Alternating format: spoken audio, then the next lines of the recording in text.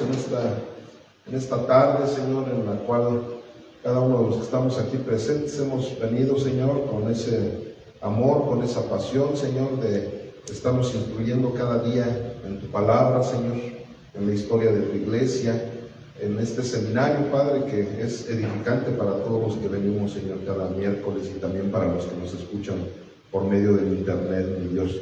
Queremos, como siempre, Señor, poner esto en tus benditas y preciosas manos, para que esto resulte en mucha bendición para todos nosotros, bendito Dios. Para que seas tú el que guíe nuestras mentes, Señor, nuestras conciencias, nuestros corazones, Señor, todos nuestros sentidos que estén bien despiertos, tanto los sentidos naturales como los sentidos espirituales, para poder adquirir el conocimiento necesario, Padre mío, para poder estar en tu obra de la manera correcta, Señor. Te lo pedimos, y te pedimos también por las personas que vengan en camino, Señor, quita todo obstáculo. Te pedimos que los llenes de esa bendición, Padre, para que puedan llegar pronto aquí a este recinto. Todo te lo pedimos en el nombre de tu Hijo amado, nuestro Señor y Salvador Cristo Jesús. Amén.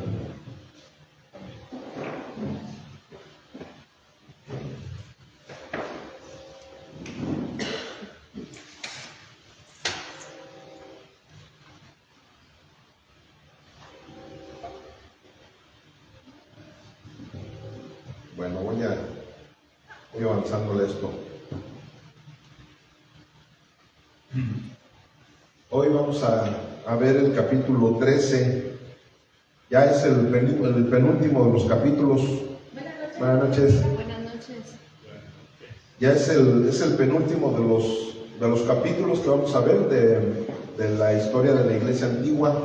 Ya la próxima semana, primeramente Dios, ya cerramos este bloque de la iglesia antigua para continuar con la iglesia medieval.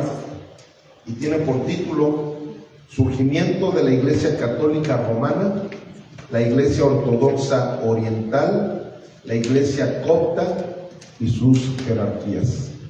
O sea, por lo que ven, va a estar bien interesante el tema del día de hoy. Es más, les voy a ir adelantando, pero cada vez se va poniendo más interesante. De repente yo sé que hay algunos talleres, algunos capítulos que son un poquito lentos, ¿verdad? Sobre todo cuando hemos estado viendo qué personajes de estos, personajes aquellos, pero bueno, pues es parte del seminario y tenemos que aprenderlo. Es como cuando estábamos en la escuela, en la facultad o donde estuviéramos, había cosas así, de repente decían, esto quién sabe para qué me va a servir, pero bueno, sí es que tenemos que tenerlo ahí dentro de nuestros archivos de conocimiento. Pero ya ahorita precisamente se empieza a poner ya más interesante, ya son cosas más directas a las que nosotros conocemos. Es cuando ya empiezan a entrar muchos personajes y títulos, sobre todo eclesiásticos, que nosotros conocemos muy bien. Entonces, vamos a dar aquí la introducción. El cristianismo nació en Medio Oriente y poco a poco ganó terreno en todo el Imperio Romano, cuya sede estaba en Occidente. Eventualmente hubo una diferencia entre ambos sectores de la iglesia y finalmente la balanza se inclinó hacia Occidente por varios factores. La cúspide de la escalada de la iglesia occidental está vinculada con el poder papal.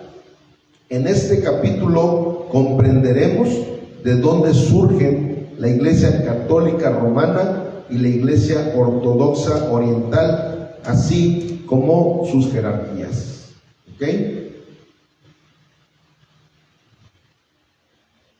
¿De dónde surge la Iglesia Católica Romana? Cada que mencionemos Iglesia Católica Romana, vamos a mencionarla con esas iniciales que están allí. ICR, Iglesia Católica Romana, la Iglesia Ortodoxa Oriental y la Iglesia Copta. Ok, ¿ustedes sabían que dentro de la Iglesia Católica existían esas tres ramas? Para eso estamos aquí, para aprender. Pastor, ¿eso quiere decir que la Iglesia de Jerusalén desapareció? En eso, bueno, después del año 70. Sí, ya de hecho, ya en estos momentos ya no estaba. Sí. Ok, la iglesia cristiana del Imperio Romano acabaría dividida en varias ramas: la oriental, la occidental y la copta, cada una de ellas dirigida por un solo hombre. Esto fue el resultado de varios factores. Estos son 4 de los principales. Número 1, algunas ideas tempranas de los padres de la iglesia. Irineo, en su obra Contra herejías, que fue en el 180, afirmó que Clemente de Roma era sucesor de los apóstoles Pedro y Pablo. Clemente de Roma conoció personalmente a Pablo y escribió a los Corintios una carta que dejaba ver ya su influencia más allá de los límites de su región. Esteban I, del 254 al 257, fue el obispo 23 de Roma y el primero en afirmar que la iglesia de Roma tenía autoridad sobre las demás iglesias cristianas tanto en sentido moral como en autoridad jurídica. Cipriano de Cartago, 250, fue discípulo de Tertuliano. Fue el primero en exponer algunas de las doctrinas clave para el catolicismo romano, tales como que fuera de la iglesia no hay salvación y que el que no tiene a la iglesia como madre no puede tener a Dios como padre. Ahí es donde iniciaron con esta mega herejía, que es una herejía totalmente sectánica. Ahí estamos viendo cómo aquí precisamente es donde empezaron a manejar esta situación en el año 250 después de Cristo. Y vemos cómo desde ahí empezaron con esas cosas que las encontramos en el catecismo, en donde se habla de que de la única manera que alguien puede ser salvo es siendo católico. Eso te dicen ellos. Eso es un matiz totalmente sectánico. ¿Y un dogma? Sí, claro, o sea, lo manejaron como dogma dentro de la iglesia. O sea, no fue nada más, ay, se le ocurre, no, ya lo impusieron como un dogma católico, en donde dicen claramente que si la iglesia católica no es tu madre, Dios tampoco puede ser tu padre. ¿Saben nada más qué herejía tan tremenda? Entonces, eso es una esencia totalmente sectánica.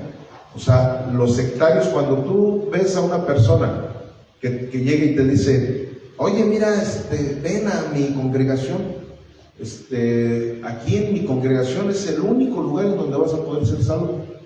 O sea, eso es una situación sectánica.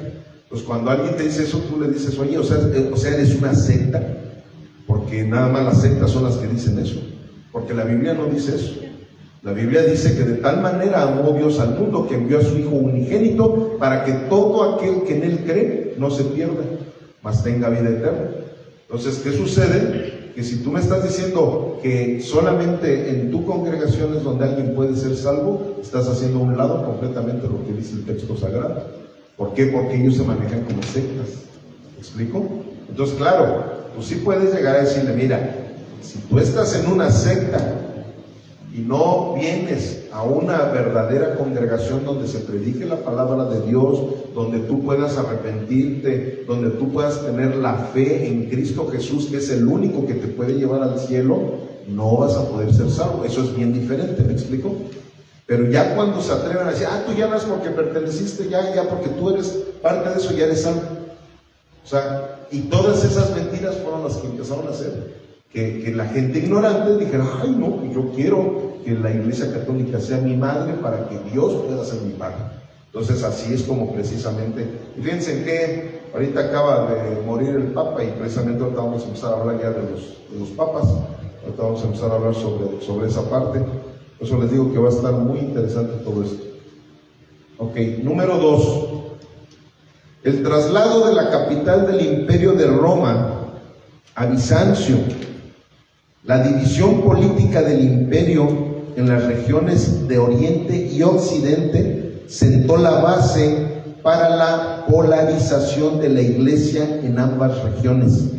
Cuando Constantino subía en poder, concedió propiedades y favores al obispo de Roma. Al coronarse como emperador, trasladó la capital del imperio de Roma a Bizancio y allí concedió favores especiales al obispo de la nueva capital. Como resultado, a ambos obispos, el de Roma y el de Constantinopla, reclamaban respeto de los demás, y así se comenzó a generar tensión entre ellos.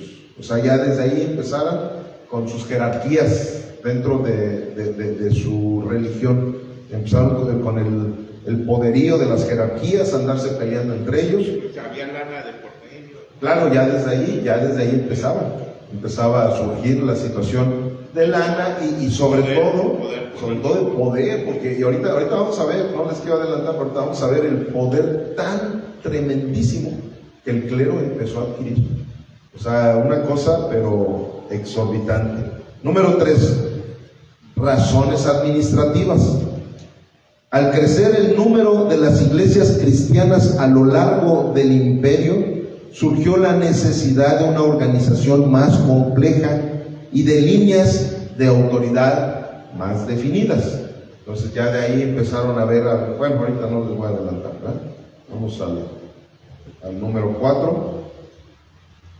La controversia monofisita. El cristianismo, de hecho de esto ya hablamos, ¿verdad? ¿Se acuerdan de los monofisitas? El cristianismo en Egipto y los países al sur de este aceptaron la doctrina de Eutíquez, que afirmó que Cristo tuvo una sola naturaleza. Esos son los monofistas. ¿Se acuerdan que ya lo estuvimos viendo en las herejías? Una sola naturaleza, la divina, depositada en el cuerpo humano de Jesús.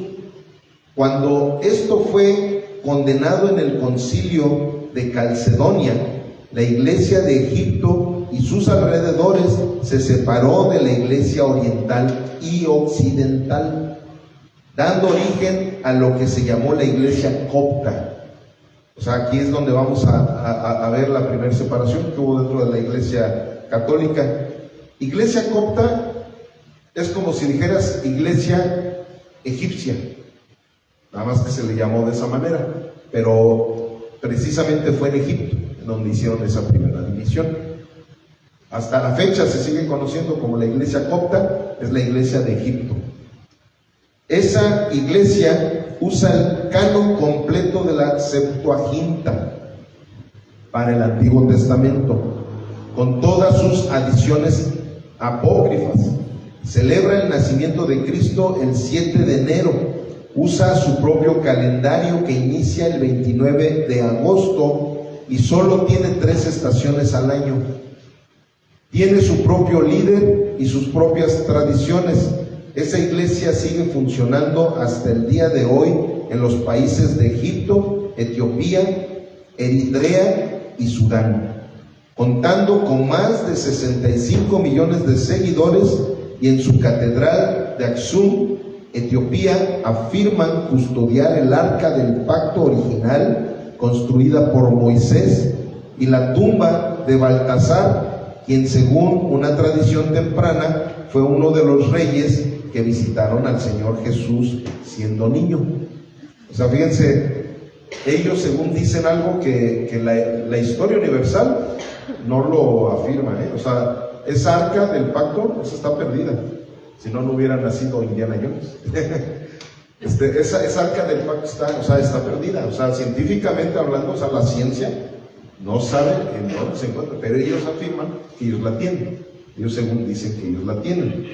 Y luego hablan allí también de que están custodiando el arca del pacto original y también la tumba de Baltasar.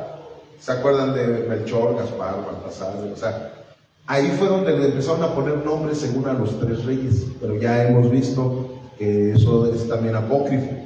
Eso, es más, la Biblia no habla de que eran 3 reyes, la Biblia habla de que fueron 3 regalos, pero eran reyes del oriente, o sea, si nada más dice reyes. O sea, los magos.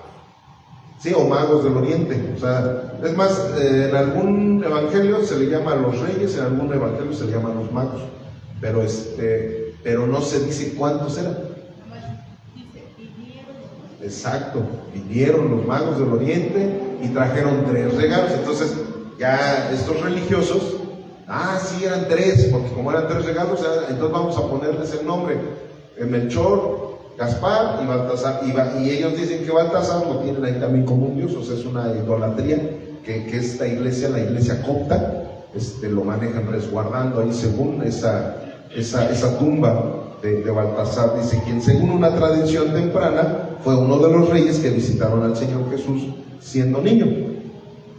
O sea, para que vean cómo todo ya empezó ahí a usarse con una serie de tradiciones idólatras, tradiciones antibíblicas, tradiciones extrabíblicas, pero así fue como fue naciendo toda la herejía dentro de la Iglesia Católica.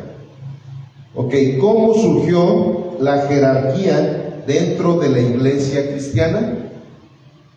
Antes del año 100, las iglesias eran gobernadas por una pluralidad de líderes, pero gradualmente a ser dirigidas por un solo líder, el obispo, y luego surgieron los arzobispos, cardenales, papas y patriarcas. ¿En qué se distinguen unos de otros? 1. El obispo. Ignacio de Antioquía, en su carta a los Efesios 4:1, escrita antes del año 110, ya menciona que las iglesias eran dirigidas por un solo obispo o presbítero. Con el cese de la persecución en tiempos de Constantino, las iglesias y sus obispos se organizaron por zonas. Cada zona fue llamada diócesis. El obispo de cada diócesis nombraba presbíteros y diáconos para que lo ayudaran a cuidar las iglesias locales. Entonces, en aquel entonces fue donde empezó eso de las diócesis, que ahora lo conocemos también como parroquias. Entonces, acuérdense, aquí simplemente está la parroquia de Celaya, y esa parroquia controla la diócesis de Celaya. O sea, es la iglesia principal, y el párroco es el sacerdote principal, que en aquel entonces, bueno, todavía lo siguen llamando de esa misma manera en algunas regiones del mundo, obispos o arzobispos. ¿Me explico? Entonces, ya esto de lo de cardenal, ya eso empezó a venir también ya después. Ya empezó a venir, o sea, de hecho, de los cardenales es de donde viene también ya el papado, ¿verdad? Todo eso ya lo conocemos. 2. El arzobispo. Atanasio de Alejandría fue el primero en usar el título de arzobispo para referirse al obispo de una diócesis prestigiosa o influyente. Al territorio del arzobispo se le llamó arquidiócesis. O sea, querían ir subiendo a fuerzas, o sea, hasta llegar, ¿verdad?, a la herejía más grande. Y yo sé que algunos ahí me van a maldecir en el internet, pero precisamente se acaba de morir uno de los herejes más grandes que tiene la humanidad. ¿Por qué? Porque se dicen que son vicarios de Cristo. ¿Me explico? Entonces, esa es una de las herejías más tremendas que un ser humano puede decir. O sea, ponerse en el lugar del Espíritu Santo. De hecho, es considerado como no humano. Claro, exactamente. Algo como no humano. Exactamente. Entonces, pero vean, o sea, la mente corrompida del ser humano siempre va buscando eso. Y les voy a decir una cosa: en el gremio evangélico está pasando exactamente lo mismo. Ahorita en el gremio evangélico hay muchos lugares que están hablando de la paternidad espiritual, que es lo mismo. Es lo mismo. O sea, ahí en la iglesia les dicen, yo soy tu padre espiritual. O sea, ya no nada más tu pastor. Ahora soy tu padre espiritual, y dime papá o dime papito. Y ellos se empiezan a manejar así. O sea, una vez una persona, creo que ya lo había comentado en alguna ocasión, una persona que estaba yo con él haciendo cierta apología de del cristianismo, que él era católico, haciendo su apología católica también, me dijo algo bien cierto. Me dice, por lo menos nosotros nada más tenemos un papa. Dice, pues ustedes los evangélicos tienen un chorro de papas. Y sí es cierto, y gracias a esa herejía que ya se infiltró también a la iglesia evangélica, hagan de cuenta un tal Maldonado de ahí de Miami, que es bien conocido, ahorita precisamente está uña y mugre ahí con el presidente Trump, y uno tal Luna, ¿verdad? De allá de aquí de la frontera, ¿cómo se llama? De Guatemala, y hay un chorro que ahorita podría sacar un listado de que les dicen a la gente que ellos son sus padres espirituales. Entonces es lo mismo, ese es el mismo espíritu diabólico que llega a entrometerse en el pecado del ser humano para que de esa manera empiecen a querer tener jerarquías ya más grandes. Y al rato van a decir que son querubines también. Y eso de patriarcas, que lo usan en la iglesia copta y en la iglesia ortodoxa en vez de papa, es patriarca también en algunas iglesias evangélicas, también ya se les están llamando patriarcas. Y hay algunos lugares que, es que pues como él fue el fundador del ministerio, de él salieron algunos apóstoles, y luego de esos apóstoles salieron algunos pastores, y ya de sus pastores pues, han salido diáconos también. Entonces, pero el mero, el fundador, ese se llama patriarca. O sea, que es algo muy parecido al papa también. Entonces, sí, esa persona la verdad tuvo mucha razón. Pero digo, ustedes los evangélicos tienen más papas que nosotros nada más tenemos uno. Y ellos, la romana tiene uno, la ortodoxa tiene un patriarca, y la copta también tiene otro patriarca. Pero papa nada más es el de Roma, eso es lo que se le llama así. Y ahorita pues, se quedaron sin papa, ¿verdad? Bueno, seguimos. Número 3, el Papa. Papa significa padre. Inicialmente se usó para designar a cualquier arzobispo. Finalmente se usó en Occidente para describir al jefe de la Iglesia Universal, al obispo de Roma. Inicialmente así empezaron. Decían, bueno, al que le vamos a llamar Papa no van a ser a los obispos de Efesios, al obispo de Antioquía, al obispo de Constantinopla, no, nada más le vamos a llamar Papa al de Roma. A ese es al que se le empezó a llamar Papa. Nada más que llegó un momento en que se enojaban, ahorita todo eso lo vamos a ir viendo, pero se les empezó a todos los obispos y arzobispos ya se les empezaba a llamar papas también. O sea, no crean que era como ahorita, de hecho ahorita vamos a ver cuándo fue cuando ya se paró esa situación para que nada más hubiera un solo papa. Pero en esos momentos sí había muchos papas. Sí. Es incomprensible que la Biblia diciendo no llames a nadie padre. Exactamente. Aguanta de agarrar el micrófono para que nos oigan porque lo que ustedes digan también es muy edificante para el video. A ver, agarra el micrófono y comenta lo que nos estaba diciendo Richard.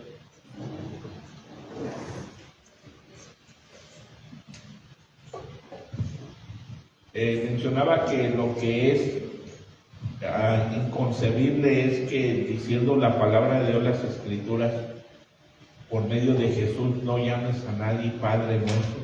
Así es. Aquí en la tierra. Ni maestro. Así es. Y entonces, pues, una de dos, o lo hicieron porque ya ignoraban las Escrituras, o porque quisieron revelarse sintiéndose más sabios que Dios.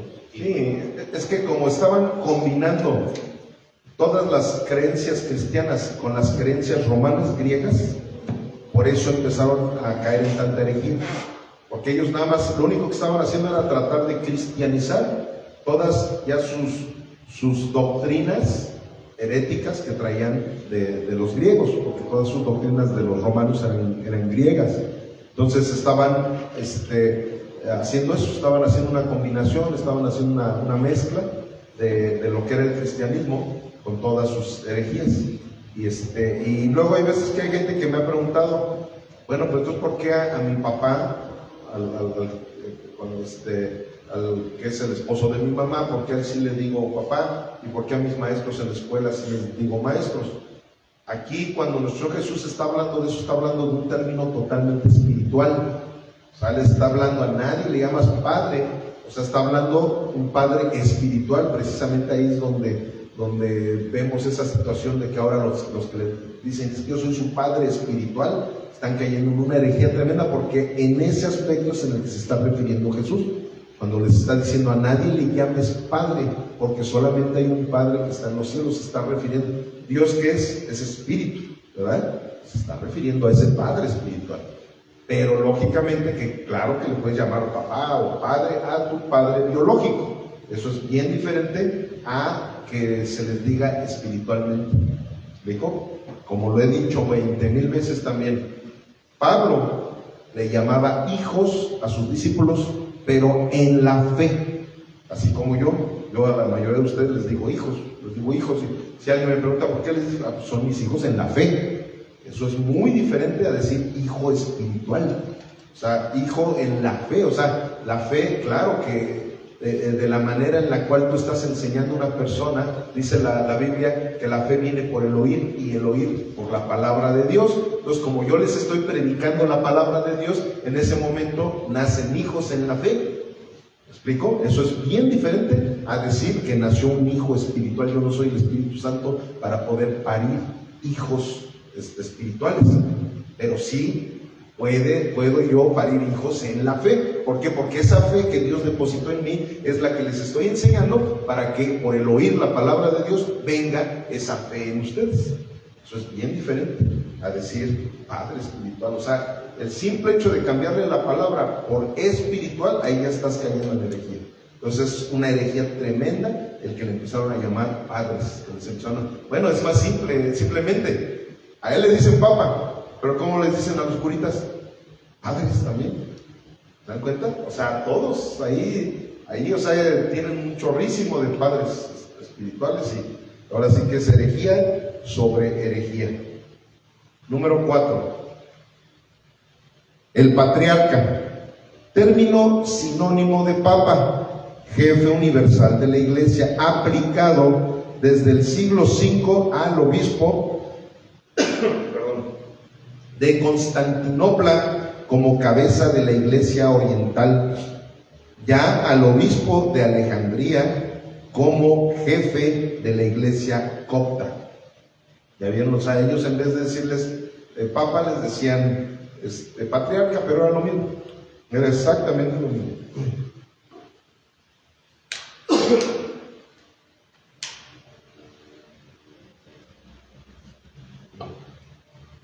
Perdón, pero ando bien mal. Y bueno,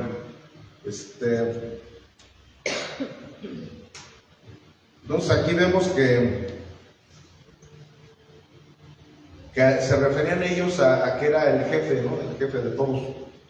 Es más, la palabra jefe ya en alguno de los talleres vimos que también, no me acuerdo si en el hebreo también quiere decir papá. Por eso es que ya ven que aquí en México muchos a sus papás dicen, es que es mi jefe. A lo mejor uno piensa, pues es un apodo que por ahí se lo sacan de la manga. No, es que en algunos lugares la palabra jefe y papá quiere decir lo mismo. Entonces, es que voy a ver a mi jefa, ¿verdad? A mi madrecita santa.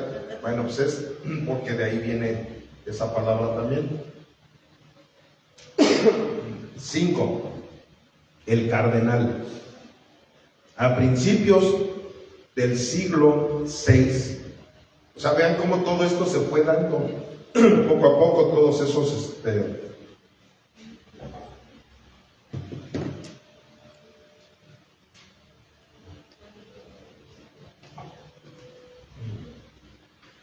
cómo se fueron dando poco a poco todos esos títulos. Ahora era el cardenal en el siglo VI, que es el obispo de Roma, a causa de la amplitud de su diócesis. Estableció y nombró a los primeros cardenales, que fueron varones designados para ayudarlo en sus tareas pastorales. Al grupo de cardenales se les llamó consistorio. Eventualmente los cardenales fueron el grupo responsable de elegir a los nuevos papas por votación. A eso se le llama la cónclave. De hecho, no sé cuándo vayan a hacer eso, ahorita que ya se les murió su papa, los que van a elegir nuevamente al próximo papa, es el cónclave. Van a ver que ahí en la noticia vamos a ver, no, pues el cónclave, ya que se reúnen y luego ya que hasta sale el humo ahí, que empieza a salir un humo blanco, es cuando ya decidieron quién va a ser el papa y de dónde escogen al papa, precisamente de entre un grupo de cardenales. Son elegidos, bueno, todo eso lo vamos a seguir viendo ahorita más adelante. Ok. ¿Por qué la iglesia cristiana en Roma ganó un lugar más importante que la iglesia cristiana en el Oriente? Podemos mencionar 8 factores que contribuyeron a que la iglesia en Roma cobrara preeminencia sobre las demás iglesias cristianas del mundo antiguo. Número 1, la iglesia católica romana tenía antecedentes apostólicos con la base en la tradición. Oigan bien, la tradición, o sea, no la Biblia. En base a la tradición, la iglesia en Roma podía trazar su historial al menos con 2 apóstoles, Pedro y Pablo. Según la iglesia católica romana, Pedro fundó la iglesia en Roma y fue su primer papa. Una mentira del tamaño del universo, porque precisamente aquí estamos viendo, aquí todavía oficialmente no nos hemos encontrado con ningún papa. Ellos empezaron a autonombrar. Esa es la diferencia. Los obispos y más los arzobispos empezaban ellos mismos a autonombrarse papas, jefes, padres espirituales, patriarcas, pero no oficialmente. Todavía ni siquiera aparecía oficialmente ese título dentro de la Iglesia Católica Romana. Y en su tradición, según decían que el primer papa había sido Pedro, cuando que en la Biblia jamás vamos a encontrar esa situación, sino toda la contraria, ¿verdad? De que Jesús dijo que a nadie le llamáramos papa o papá. Es que se confundieron Padre. porque dijo sobre esa piedra edificaré mi iglesia. Bueno, es la justificación. Eso dice. Sí, porque realmente ahí está claro, y sobre todo está basado original, que no se está refiriendo a él. Una cosa es una roca y otra cosa es una piedra. Una piedra es lo que sale de una roca, pero Jesús se estaba refiriendo a la roca, no a Pedro. Pedro era la piedra. Y la verdad que había dicho Pedro, que dijo, tú eres Jesús, el Cristo, el Hijo del Dios viviente, esa era la roca. Dijo, sobre esta roca edificaré mi iglesia. Eso es la verdad que Jesús estaba diciendo. Pero ahora ya justifican en la iglesia católica romana, justifican que según Jesús mismo le había dicho, por principio de cuentas tampoco le dice, tú vas a ser el papa, ¿verdad? O sea, ni siquiera es eso. A lo mejor le está diciendo, ok, tú eres la roca en donde se va a edificar, pero no le está diciendo, tú vas a ser el papa. ¿Por qué? Porque él se contradiciría. Yo creo que hasta el mismo Pedro, como era, ahora sí que las revelaciones le llegaban a lo máximo, yo creo que le hubiera dicho, Señor, pues tú ya nos dijiste que a nadie le llamemos Padre. ¿Cómo me estás diciendo que ahora a mí me van a llamar Papa? ¿Me explico? O sea, por donde la quieras ver, esa justificación es injustificable. Ahora sí que nada más es puro pretexto para armar todas sus doctrinas heréticas, pero no, definitivamente. Ok, entonces luego dice, Pedro fundó la iglesia en Roma y fue su primer papa. Según ellos, Cristo le dio a Pedro las llaves de su reino y así estableció el inicio de la sucesión apostólica, mientras que la iglesia de Constantinopla había sido fundada por un emperador. ¿Recuerdan? Lo acabamos de ver. ¿Quién fue el fundador de la iglesia católica? Constantino. O sea, ahora sí que ahí está el mismo nombre de Constantinopla. ¿Quién fue? Constantino el Grande. La fundó en el año que fue 317. Bueno, empezó a ser fundada, pero ya como tal, lo vimos precisamente en semanas pasadas, que ya fue por ahí del año 400 y cachillo, donde ya quedó con el nombre de religión, Iglesia Católica Apostólica Romana. Pero todo eso, el iniciador de ello fue Constantino. Pero sí se acuerdan que él no fue oficialmente el fundador, ¿sí se acuerdan? Lo vimos, es más, creo que fue la semana antepasada cuando lo vimos eso. La verdad, no tengo buena memoria y no me acuerdo el nombre, pero por ahí lo deben de tener en sus escritos. Él fue el que, ya oficialmente, él fue el que fundó la Iglesia Católica Romana. No fue Pedro, él no fue Jesús. Jesús no fundó ninguna religión. Número 2, el obispo de Roma en el occidente nunca tuvo competencia. Ningún otro lugar después de la destrucción en Jerusalén el año 70 podía haber reclamado ser el centro del cristianismo mundial. En Oriente varias iglesias tuvieron prominencia por sus nexos apostólicos: Alejandría, Antioquía y Éfeso, pero ninguna reclamó la primicia. Y Constantinopla, que sí la reclamaba, no tenía nexos apostólicos. A Constantino no tenía, él no conoció a ninguno de los apóstoles. Entonces, no habían esos nexos, de tal manera que no podían reclamarla.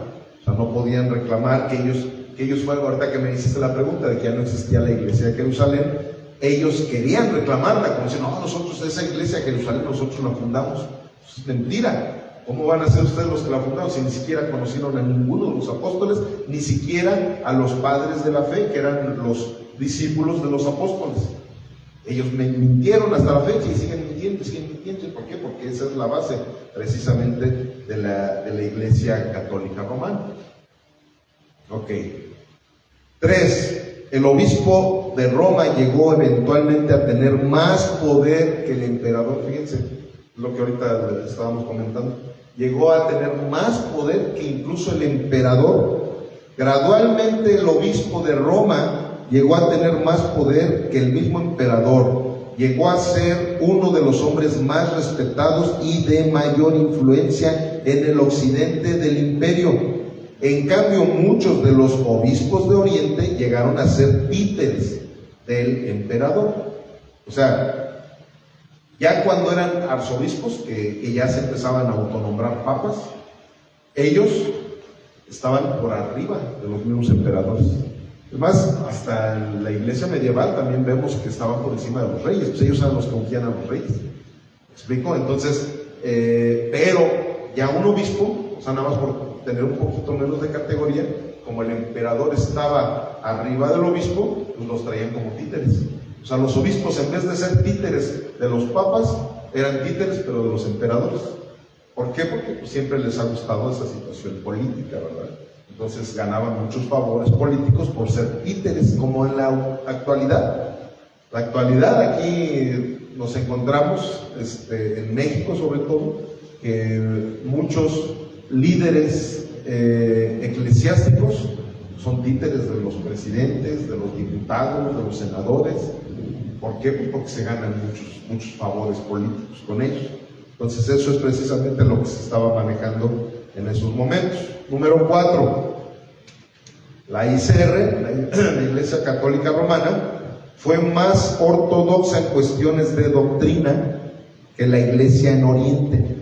La Iglesia de Roma conservó el punto de vista ortodoxo en muchas de las controversias teológicas, muchas de las cuales habían surgido en Oriente, de manera que se creó la mentalidad de que la Iglesia de Roma siempre tenía la razón. La pregunta que la cristiandad comenzó a hacerse en cualquier litigio doctrinal era: ¿qué enseñaron en Roma? ¿Cuál es la opinión del obispo de Roma en este asunto? O sea, fíjense, si la Iglesia romana estaba bien chueca en su doctrina, imagínense cómo estaba la copta y la ortodoxa. Entonces, de tal forma que ellos decían, bueno, a ver, para estar seguros de que nosotros estamos practicando una doctrina correcta, hay que preguntarle al Papa, bueno, o sea, todavía no se le nombraba oficialmente así, hay que preguntarle al obispo de Roma. Él es el que tiene la última palabra. Lo que él nos diga, de ahí empezaba a venir todo eso de que eran infalibles ellos. Ellos siempre iban a tener la razón, entonces ellos se guiaban a lo que dijeran en Roma. En Roma dicen que no se deben de casar los sacerdotes católicos, pues que no se casen. Que en Roma dicen que hay que hacer votos de pobreza, pues entonces los hacemos. Entonces se guiaban. Ahora sí que, como dice la misma palabra, un ciego andaba guiando a otro ciego.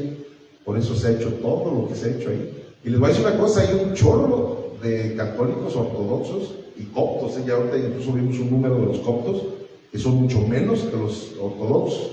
Lo que pasa es que como nosotros vivimos en el occidente y aquí la iglesia romana fue la que tomó el control, pues hasta ahorita nosotros estamos empapándonos realmente de lo que fueron esas otras dos iglesias y siguen siendo. Hay muchísimos ortodoxos y muchísimos coptos. Nada más que hay coptos que no saben ni siquiera qué onda con la iglesia romana. Hay ortodoxos que no saben, nada más cuenta en Rusia, en todos esos países por allá, dicen, ¿qué es la iglesia romana? ¿Eso qué es? ¿Con qué se come? ¿Por qué? Porque para ellos siempre su religión ha sido la ortodoxa. ¿Me explico? Entonces, hay veces que nosotros pues, estamos en nuestro núcleo, ¿verdad? Estamos en nuestra esfera del occidente y no sabemos lo que está pasando en otros continentes. Ok, continuamos. 5. Muchos obispos de Roma se destacaron por sus habilidades directivas y administrativas. Muchos de los obispos de Roma supieron imponerse. Ellos tuvieron la iniciativa para hacer las cosas que eran necesarias para el bien de la iglesia y para el bien de la ciudad de Roma. Y cuando la ciudad de Roma cayó a manos de los bárbaros, el obispo de Roma logró que ningún militar romano fue capaz de hacer: regocijar un tratado para que la ciudad no fuera totalmente saqueada y destruida. Ningún obispo de Oriente llegó a ser así de fuerte. Eso también fue lo que le empezó a dar mucha fortaleza a la iglesia romana, que los líderes, los obispos, no eran nada más personas que se dedicaban a las cuestiones espirituales, sino también a las cuestiones políticas y de vez en cuando incluso a las cuestiones bélicas, que ahí en ese entonces todavía no tenían su ejército, pero no sé si ustedes han oído del ejército precisamente de la Inquisición. Le llamaban el ejército inquisitivo. Los ejércitos de todo el mundo le tenían miedo a ese ejército. O sea, podían destruirse entre países pero cuando decían va a entrar el ejército inquisitivo, aguas. Pero bueno, aquí todavía no habían entrado hasta esa situación. Sin embargo, ya los papas empezaban a tener influencia política a través de cartas, como ya tenían tanto poder popular. En cierta forma, en aquel entonces, lo más benéfico que podías encontrarte en el mundo era la Iglesia Católica Romana. O sea, fíjense, es algo curioso, pero la verdad es que así es. En aquel entonces habían tantas sectas, tantas cosas, brujos, hechiceros, era cuando empezaban los caballeros templarios, con la masonería, con muchas cosas, y de todo eso decías, ¿cuál es lo menos peor? Porque no podemos decir lo mejor, es la Iglesia Romana. Entonces la iglesia romana ponía orden. La iglesia romana era la única altruista, regalaba cosas a las comunidades donde había tanta pobreza. Entonces, si nos ponemos a ver, era lógico que empezaran a adquirir todo el poder que estaban adquiriendo. O sea, era lógico. ¿Por qué? Porque eran los menos peores. Pura gente de lo peor, pura gente bien malvada. Y la iglesia romana estaba haciendo un equilibrio. ¿Sí me explico? O sea, espiritualmente, bíblicamente estaban con una de herejías, pero humanamente hablando, por eso es que empezó a agarrar tantísimo poder. Por eso, y hasta la fecha. A la fecha, muchas veces, la iglesia romana muchas veces llega a dar una serie de cantidades de dinero para que se levanten ciertas instituciones, escuelas o cosas. Todo eso se los echan a la bolsa. explico? Y es una manera que tienen también de actuar muchas veces las mafias. Les echan a la bolsa a los ciudadanos para que los ciudadanos estén protegiéndolos también. Número 6. La Iglesia de Roma se distinguió los primeros siglos por sus obras caritativas. Miren, ahí está lo que les estoy comentando. La ciudad de Roma acudió y luego dependió de la iglesia y del obispo para su subsistencia y provisión en tiempos de crisis. En tiempos de pandemia, la iglesia fue la única que mostró misericordia y amor por los enfermos de la peste. El espíritu sacrificial y generoso de la iglesia de Roma fue conocido más allá de sus fronteras. ¿Me vieron? O sea, como estamos aprendiendo de que no siempre hicieron cosas malas, ¿verdad? Por así decirlo, sino que pues, habían más malos. Ahorita a lo mejor si dices, y sobre todo si te vas a la historia de la Inquisición, dices, no hombre, pues qué buenos van a ser los católicos. O sea, en la Inquisición qué desastres tan horribles hicieron, y de una manera espiritual siguen ellos actuando de una manera inquisitoria en muchos países y en muchos lugares y en muchas familias también. Ok, 7. Después de la caída del Imperio Romano de Occidente, el obispo de Roma llegó a ser uno de los principales líderes del mundo occidental. El año 496, mediante la influencia de su esposa Clodoveo, se convirtió al cristianismo. Él era un franco que tuvo grandes victorias en Europa y que acabó dando todo su apoyo militar al obispo de Roma. Después, él, hasta el último de su dinastía, Carlomagno, el obispo de Roma, fue un líder de respeto incomparable. O sea, toda esa fuerza se estaba añadiendo a la iglesia romana. O sea, ya no era solamente el hecho de que la gente estaba contentos con Roma y todo eso. Militares como este hombre, que era tremendo, su esposa se convierte al cristianismo y empiezan a abrazar el cristianismo de tal manera que lo empiezan también a proteger, ya de una manera bélica. Ya él como militar empezó a llevar a cabo eso. Y por último, número 8, el idioma latín se impuso sobre el griego a partir del siglo VI. O sea, acuérdense que antes del siglo VI, pues todo lo que veían en la Biblia, sobre todo el Nuevo Testamento, todo era en griego. Pero ahora ya se descarta el idioma griego para empezar a llevar a cabo el idioma latín. ¿Y de dónde venía el latín? De Roma. O sea, los italianos, es de donde viene eso del latín. Entonces, allí fue precisamente donde empezó toda la situación. Y bueno, pues vamos a ver los primeros obispos en exigir reconocimiento papal.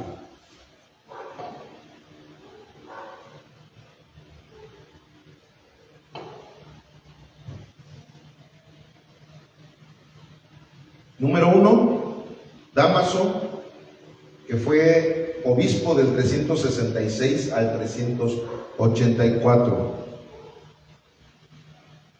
Ahí está.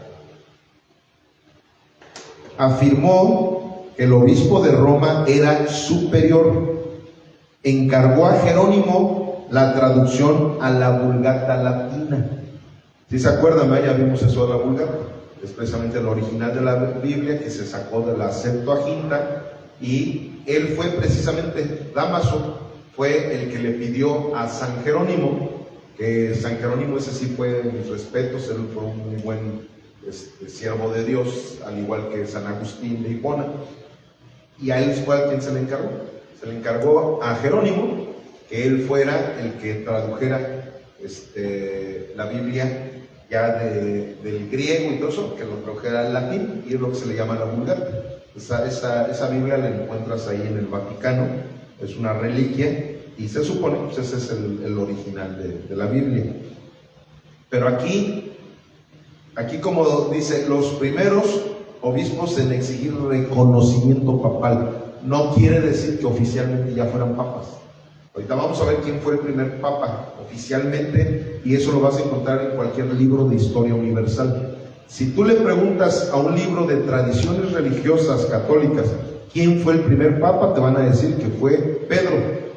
Pero si tú le preguntas a la historia universal quién fue el primer papa, te va a decir que fue León I, que es el que ahorita vamos a abordar a ese papa. Pero estos ya se querían autonombrar papas. O sea, ellos ya empezaban, ya como dice aquí, estaban exigiendo un reconocimiento de que ellos eran los jefes de jefes.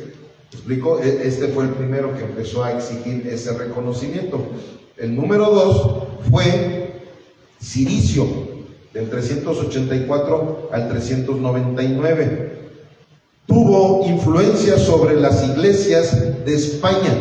Fue el primero en usar la palabra papa en el sentido actual, es decir, como jefe de la iglesia.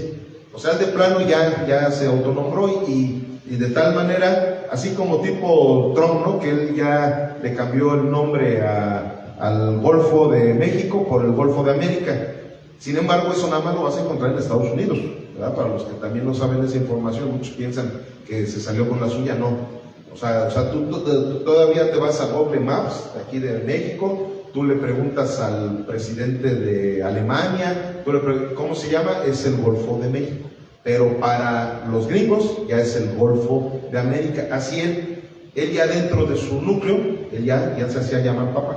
Ya él decía, o sea, fue el primero ya que ya de una manera autonombrativa se le quedó ya eso de que él era papa. Pero por eso es que la historia universal no lo registra como el primer papa, pero él sí ya se había autonombrado de esa manera. El número 3, Inocencio I, del 401 al 417. El obispo que fue capaz de contener parte del daño que Alarico, rey de los visigodos, infringió a Roma durante su caída, invasión y saqueo el año 410. Como les digo, algunos de ellos eran hasta héroes, eran héroes ahí dentro de su gremio, dentro de Roma, y eso les ayudaba, ¿verdad?, a que tuvieran más feligreses y que la gente los siguiera apoyando. Número 4, aquí está el que les decía, León I, del 440 al 461. Y vean también por qué le empezaron a él ya oficialmente, ahora sí, a llamar papa. Se enfrentó a Atila. ¿Sí se acuerdan, verdad, de Atila? Los que fueron a la escuela, ahí en la historia se nos habla de Atila el Huno, que acuérdense que eran un imperio, era de los bárbaros, precisamente fueron los que empezaron a derribar a los ejércitos romanos. Dice, y libró a Roma de la destrucción masiva. Escribió una carta ortodoxa cristológicamente para el primer concilio de Calcedonia. El año 455 aminoró el saqueo que Gensérico infringió a Roma, guardando las riquezas literarias y librándola de ser incendiada. Fue el primero en funcionar formalmente como papa, en el sentido que hoy conocemos. Entonces, yo la primera vez que estudié esto de la historia de la iglesia, pues fue el que más se me quedó en la cabeza, León I. ¿Por qué? Porque fue el primer papa, y vean, tuvo un acto heroico bien tremendo. O sea, se dice en la historia que cuando llegan los bárbaros, cuando llega Atila, que era un despiadado, a querer saquear a Roma, él agarró y él era muy diplomático y tenía mucho coco y todo, y le dijo a Atila, ¿sabes qué? Está bien, no vamos a pelear contigo, no vamos a pelear. Y más que en ese momento no había emperador, entonces el mero mero era el papa, él era el mero mero. O sea, ahí no era, a ver, el emperador fulanito, no, pues iban luego con el papa, él era el que estaba en la cabeza de Roma. Entonces él le dice, vamos a hacerlo, pero permítenos en nuestras creencias y todo eso, vamos a hacer un acto para despedirnos de todo lo que está sucediendo aquí. Y Atila se lo concedió, le concedió unas horas de tiempo, y en esas horas de tiempo este cuate movilizó ahí a toda su legión para que agarraran los escritos, todas las cosas más relevantes de su religión católica romana, las resguardaron en las catacumbas. Es más, creo que por aquí va a decir todo eso. Creo que me estoy adelantando a lo que voy a decir. No, creo que eso no lo dice. Pero bueno, ya ahorita les comenté todo eso. Pero él hizo eso, aminoró todas esas situaciones que estaban ahí pasando. Y ahora vamos al número 5. Entonces ya se grabaron, ¿verdad? León I, él fue el primer papa. Ya oficialmente, él fue el primer papa.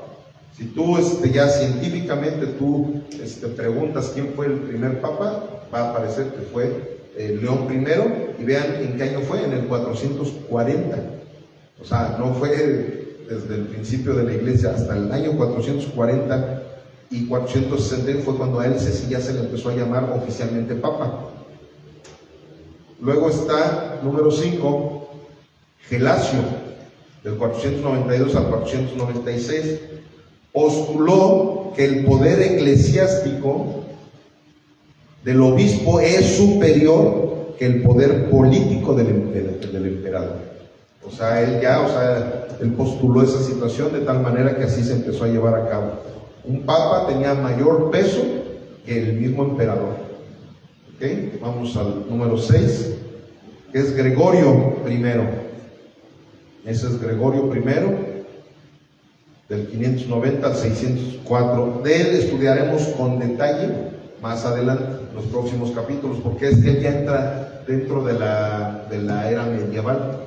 Explico, ya estamos terminando con lo antiguo y esto ya lo vamos a ver ya más adelante, porque miren, ya es del 590 al 604 después de Cristo y esto ya entra en la era medieval. Eso lo vamos a ver ya más adelante. Número 7, Gregorio XI, del 1370 al 1378. Miren, aquí hay algo interesante con este hombre. Fue quien finalmente limitó el uso del título papa al obispo de Roma. O sea, ahí es donde ya dijo, no, ya, nada más yo voy a ser el único papa. Ya no, ya nada de que cada obispo que llegue a Roma, ya todos van a ser papas. Y ya no, ya ahí fue donde se empezó a manejar un solo papa. Ya mundialmente hablando, y ya fue, pero vean, fue hasta el año 1300. Ya cuando se empezó a manejar eso, durante todos esos años, cualquiera que llegaba ahí, y soy arzobispo, ya eres papa, y ya eres papa, ya eres papa. Por eso hay muchísimos que se nombraban ya papas. ¿Okay? Después de hablar del origen de la Iglesia Católica Ortodoxa y Copta, así como de sus jerarquías, nos acercamos al final de este curso. En el capítulo siguiente haremos algunas observaciones finales pertinentes al periodo de la supremacía de la Iglesia antigua. ¿Ok? Entonces ya con esto terminamos el taller del día de hoy. ¿Hay alguna pregunta? ¿Algo que quieran comentar? ¿Todo bien?